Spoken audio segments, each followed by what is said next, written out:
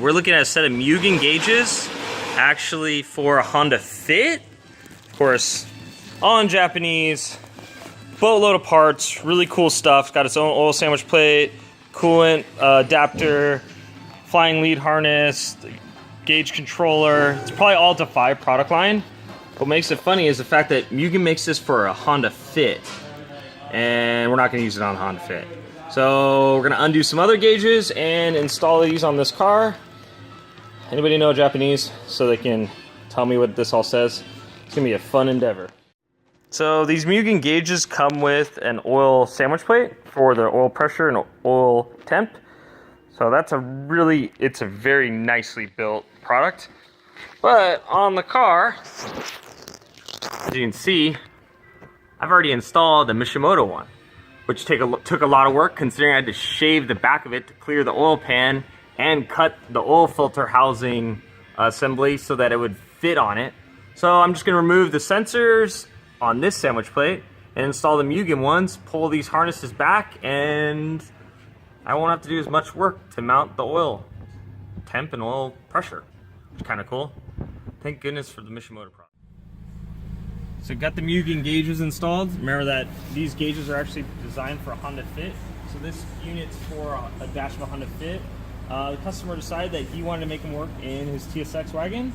He had a Greddy gauge that had oil pressure, oil temp, but you had to cycle through to see him, and he didn't like that. That's why he ended up getting a whole pod with, now he has boost on the Greddy, oil pressure, oil temp, and water temp up on top.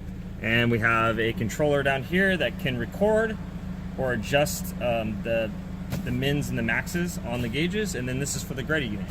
So a really cool idea to take a Mugen part and make it work on a different car. There's so much Mugen in this car. So much Mugen. It's everywhere. There's Mugen stuff everywhere. Playing Find Mugen. Okay. Mugen, Mugen, Mugen, Mugen, Mugen, Mugen, Mugen, Mugen, Mugen. The wheels are raised, so those aren't Mugen. Mugen. Mugen. I think this is Mugen. I don't really know. More Mugen. Mugen. Mugen. Oh wait, I missed one. Mugen. And then on the inside, we have Mugen start button, Mugen gauges, Mugen display, and then Those are real Mugen seats too, if we can cover them.